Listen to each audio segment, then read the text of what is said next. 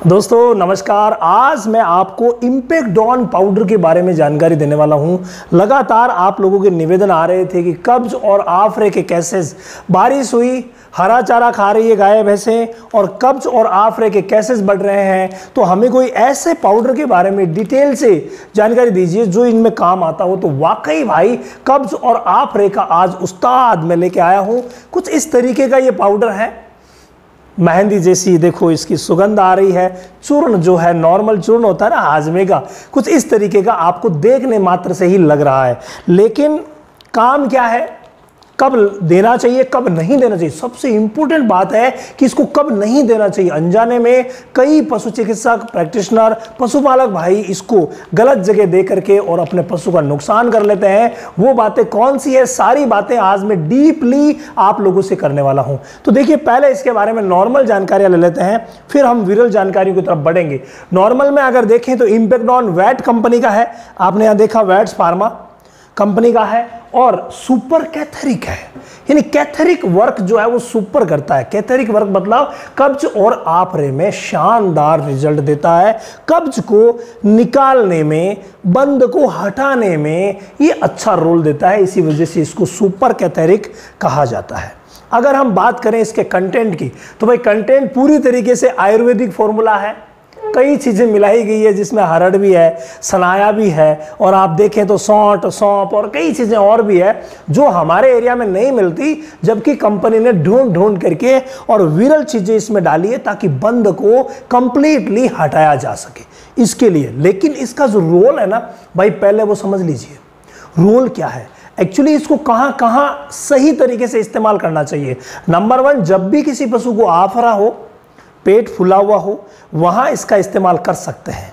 Number 2, जब भी पशु को कब्ज हुई हो, बंद की शिकायत हो, जो गोबर कर रहा है वो कड़ा कर रहा है, गोबर में म्यूकस आ रहा है या गोबर कम कर रहा है, ऐसी स्थिति में करवाया जा सकता है। कई बार गोबर की कब्जी की वजह से पशु को, जो प्रेग्नेंट पशु है उनमें या ताज़ा ब्याए हुए पशु में गोबर की कब्जी की वजह से प्रोलैप्स की शिकायतें होने लग जाती है।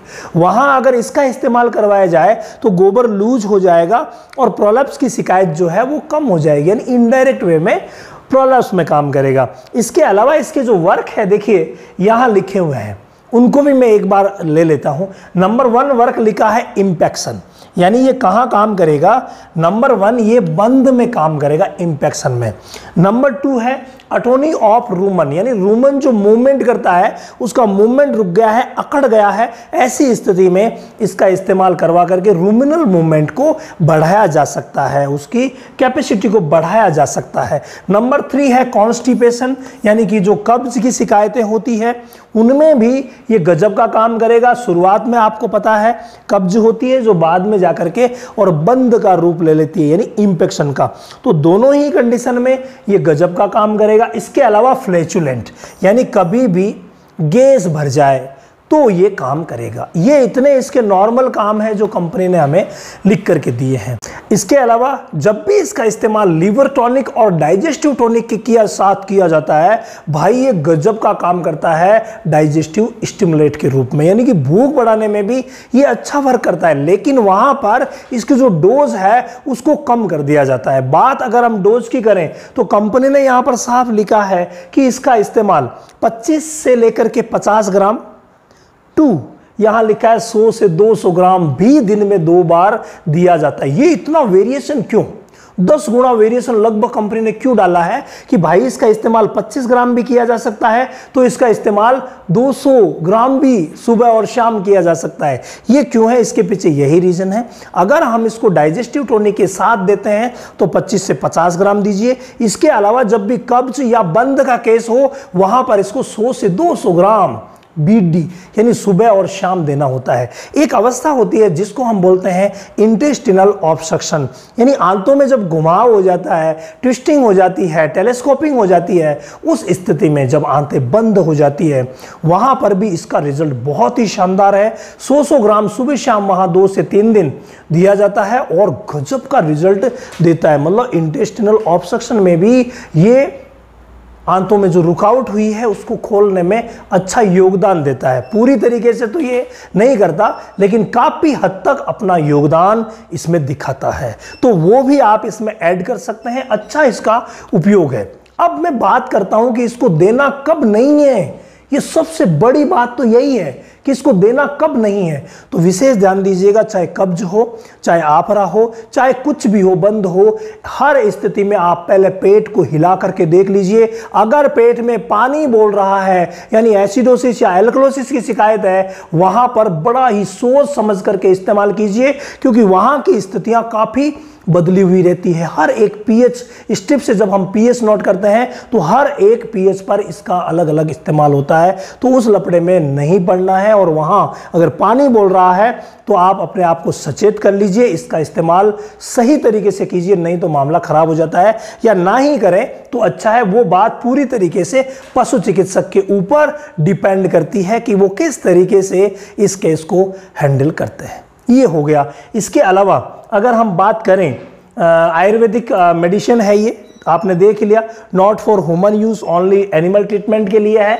तो ये सारी की सारी बातें इसके रिलेटेड है। डोज मैंने कह दिया अकॉर्डिंग टू कंडीशन है, बदलती रहती है। अब इसको देना कैसे है, देखिए अगर डाइजेस्टिव टॉनिक, लिवर टॉनिक के साथ दिया जाता है तो हम इसको फीड में मिला करके भी दे सकते हैं। लेकिन अगर बंद में या ऐसे दिया जाता है जब पशु खाना नहीं खा रहा है, उस समय गुड़ में अगर इसके लड्डू बना के दिए जाएं तो गजब का रिजल्ट देता है। या सबसे बेस्ट रहता है स्टोमक ट्यूब।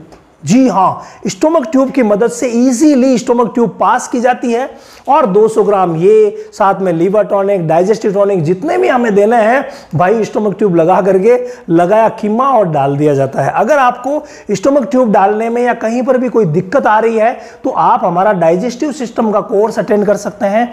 उसमें ये सारी चीज़ें जो है वो डिटेल से ली जाती है और हर एक चीज़ आपको सिखाई जाती है। जितने भी प्रैक्टिशनर हैं उनके लिए वो सेशन लाइफ चेंजिंग होता है।